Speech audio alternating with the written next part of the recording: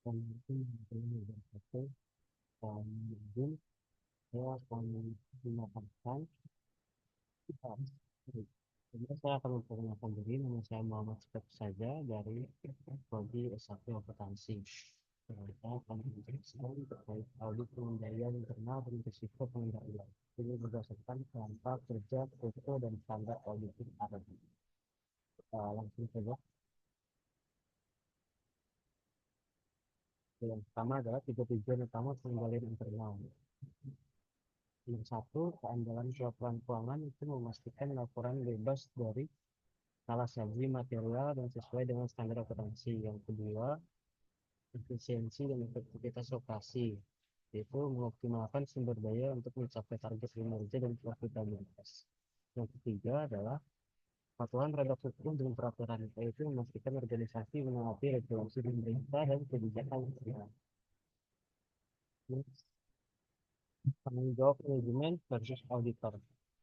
Tanggung jawab manajemen itu salah satunya membangun, merancang, dan memelihara pengendalian internal, lalu mengeluarkan laporan tahunan mengenai efektivitas pengendalian untuk perusahaan publik.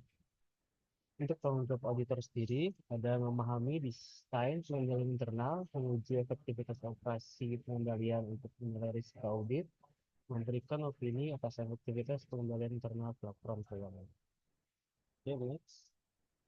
Ini ada jaminan wajar, reasonable assurance, dan keterbatasan bawaan, inherence limitation. Saya jelaskan dulu terkait jaminan wajar, yaitu pengendalian memberikan tingkat keyakinan yang memadai, namun bukan mutlak, karena mempertimbangkan biaya versus manfaat. Untuk keterbatasan bawaan, itu kesalahan manusia atau human error. Terus pengabaian manajemen terhadap prosedur, terus kolusi antar karyawan untuk melakukan kecurangan. Ini adalah konsep besar pengendalian. Oke, next. 5 komponen pengendalian internal, yaitu satu, lingkungan pengendalian atau dasar atau payung, penilaian risiko, identifikasi ancaman, aktivitas pengendalian atau kebijakan dan prosedur, informasi dan komunikasi atau aliran data, pemantauan atau evaluasi berkelanjutan.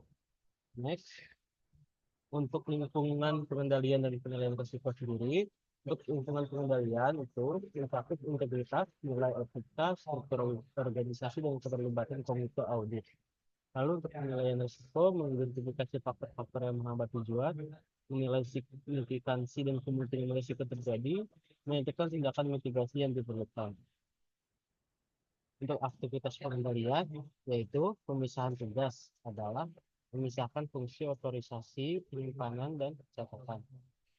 Untuk otorisasi transaksi adalah memastikan semua transaksi sah dan disetujui pihak berwenang. Lalu dokumentasi itu adalah penggunaan dokumen bernomor urut cetak atau print number. Lalu untuk kontrol fisik itu pelindungan aset dan catatan dari akses tidak sah. Lalu pemeriksaan independen adalah rekonsiliasi dan tinjauan kinerja secara rutin. Next, untuk informasi, komunikasi, dan pemantauan, yaitu untuk informasi dan komunikasi itu adalah menjamin transaksi diinisiasi, dicatat, diproses, dan dilaporkan dengan benar untuk akuntabilitas. Untuk pemantauan, yaitu audit internal melakukan tinjauan berkala, evaluasi apakah pengendalian masih relevan terhadap perubahan bisnis, pelaporan kelemahan pengendalian kepada pihak manajemen senior atau dewan komisaris. Untuk proses penilaian risiko pengendalian, itu ada 4 fase. Yang fase pertama memahami dan mendokumentasikan pengendalian dalam alur narasi kuesioner. Fase 2 yaitu menilai risiko pengendalian awal, control risk. Fase 3 pengujian pengendalian, test of controls untuk memverifikasi efektivitasnya. Fase 4 menentukan risiko deteksi dan merancang pengujian substantif. Ini angka. Untuk pelaporan dan bisnis opini bagian 404, yaitu defisiensi signifikan adalah kelemahan yang perlu diperhatikan manajemen. Untuk kelemahan material atau material weakness itu adalah kemungkinan besar salah saji tidak akan terdeteksi. Untuk jenis opini audit unqualified itu tidak ada kelemahan material. At first tidak wajar itu terdapat satu atau lebih kelemahan material. Lalu ada disclaimer atau qualified batasan ruang lingkup audit.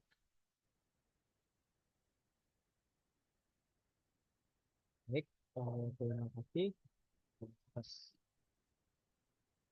cukup sekian pemaparan dari saya. Terima kasih sudah menyimak. Terima kasih. Assalamualaikum warahmatullahi wabarakatuh.